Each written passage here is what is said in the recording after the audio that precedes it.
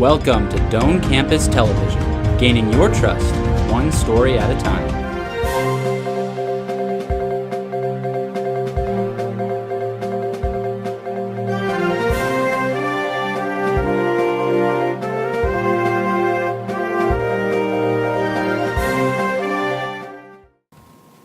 There was a fire at Legal Aid of Nebraska, SCC opened a new culinary program, and Husker strength coach is not returning. I'm Trey Perry. And I'm Jared Foote. These are tonight's lead stories. 5 different floors of Lincoln's historical terminal building are damaged and 1 firefighter is injured after a fire broke out in the building around 5:45 this morning. No civilian injuries were reported as no staff was working in the building at the time of the fire, but 1 Lincoln firefighter did sustain some non-life-threatening injuries during the response.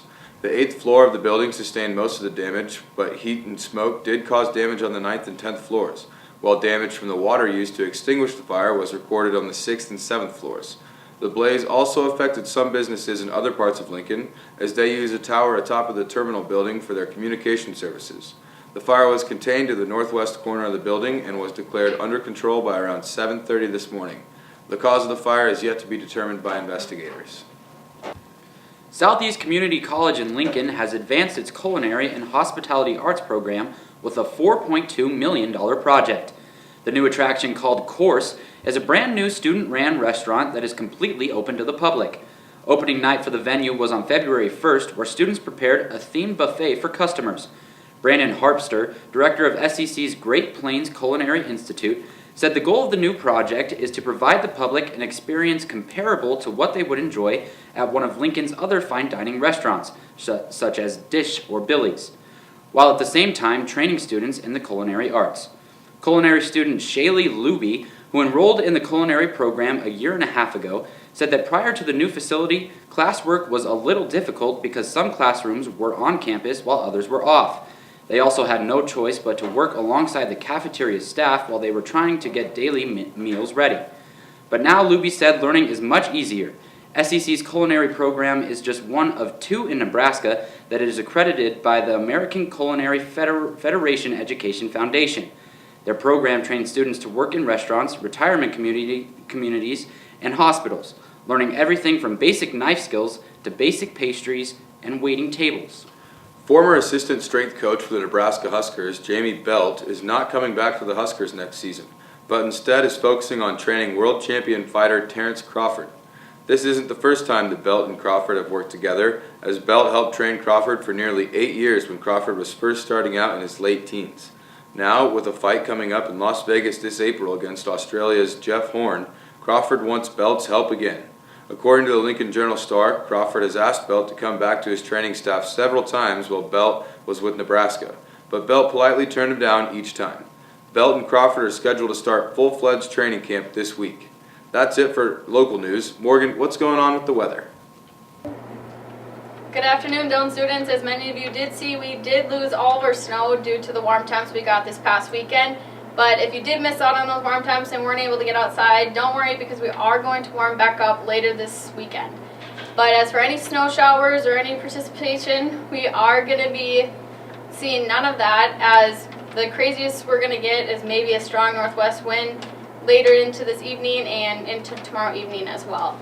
But for today, we're going to be cloudy with a high of 30. Starting the day on Tuesday is going to be cloudy, but later in the day we are going to see those clouds part way and give rise to plenty of sunshine with a high of 23. Wednesday is going to be mostly sunny with a high of 29. Thursday is going to be partly cloudy with a high of 34. Friday is going to be mostly cloudy, warming up to a high of 40. And then your weekend is looking great, as Saturday we are going to warm up all the way up to 42, and Sunday we're looking at 40. This is your weekly forecast. I'm Morgan Pazik with Dctv. Back to you. Thank you, Morgan. 13 Russians and 3 companies were charged last Friday with meddling in the 2016 presidential election. The indictment unveiled a complicated network with a plan to subvert the 2016 election and support the Trump campaign. The chain stretched from St. Petersburg, Russia, into American social feeds and ultimately the streets during the presidential election. According to the New York Times, the indictment explains that Russians stole American identities, posed as political activists, and used sensitive points of immigration, religion, and race to manipulate the campaign. According to court papers, Russians were also in contact with, quote, unwitting individuals associated with the Trump campaign.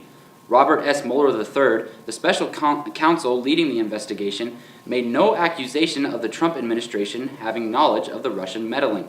However, Mueller's work is far from complete, as he has gathered extensive evidence of contacts between Russia and the Trump campaign, including a meeting between a Russian lawyer and President Trump's eldest son in an attempt to receive, quote, political dirt on the then Democratic candidate, Hillary Clinton.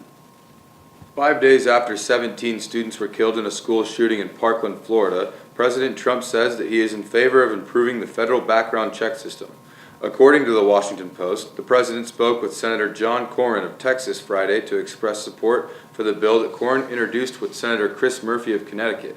The bill reinforces the requirement of federal agencies to report all criminal infractions to the National Instant Criminal Background Check System, and that they have create financial incentives to do so. As of right now, federal agencies are required to do this, but there is nothing set in place to compel states to do so as well. Currently, the National Rifle Association is not opposed to the bill as they have with previous ones, such as the banning of assault rifles or limiting the sale of high-capacity magazines. Over the weekend, Trump said that he was affected by seeing the victims at Florida Hospital on Friday night. This is the second mass shooting that Trump has had to address while being in office, including the shooting in Las Vegas last October where a gunman opened fire on a concert crowd from the window of his hotel room. Second. The fear of another federal government shutdown still looms as the latest spending bill passed by Congress only lasts until March 23rd. According to USA Today, the temporary bill prevents a government shutdown but keeps most government agencies from starting new projects and flatlines funding for existing programs.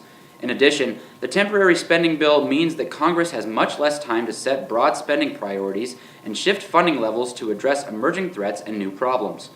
The last time the House passed a full-year spending bill on time for the start of the new fiscal year was more than 2 decades ago in 1997. Since then, Congress now passes an average of 4 short-term spending bills every year.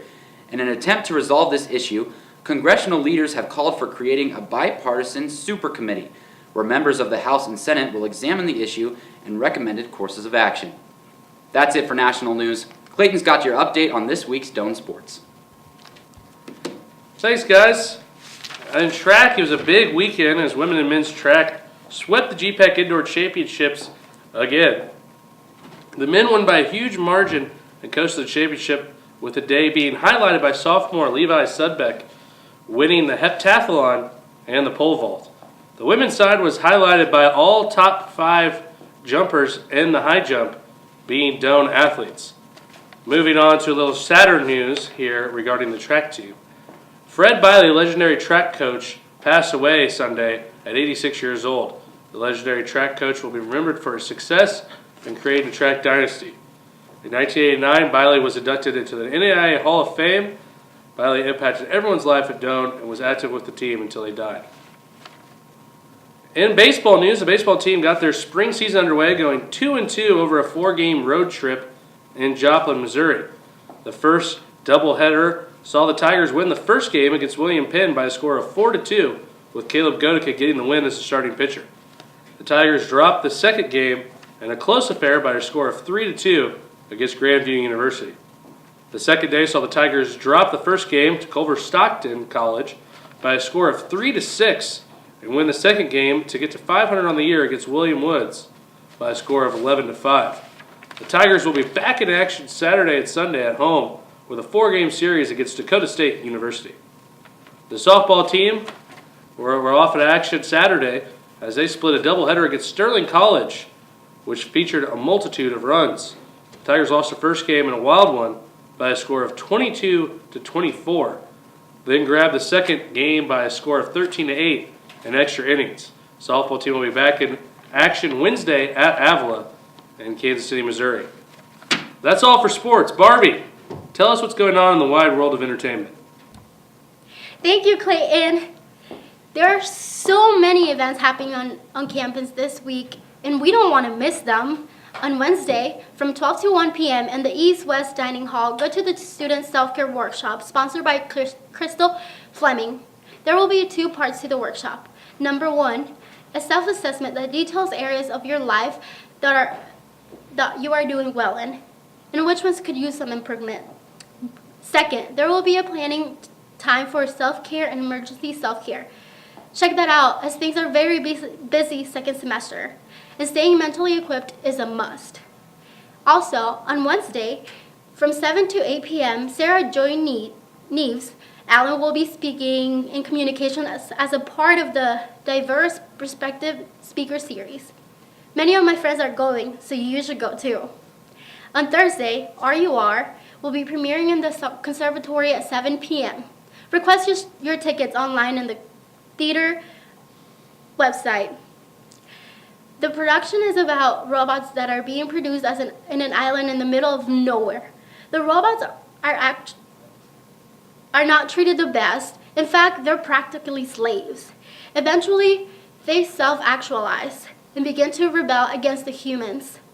The director and the lead actors said that the best part of the show is the mind-blowing ending. So this is a must to see. There will be a show from Thursday to Sunday. On Friday, Chi Delta Cupids will be selling various items and throwing out kindness like confetti. If you'd like to be a part of that, check them out at the green desk between 11 a.m. and 1 p.m. Finally, this Saturday is bid day. So if you've been rushing the various Greek groups on campus, be ready for your bid, if you're lucky. And sign up, baby, so you can begin Greek Week. Thank you. This is Barbara with Entertainment. And here's a few reminders for you guys before you go. Crew is having their Day of Faith tomorrow from 6 to 9 p.m. Learn at Lunch will take place Thursday from 11:30 to 12:30, and Bad Movie Club will be meeting on Friday from 9 to 11. Well, that's all we have for DCTV tonight. Thanks for stopping by.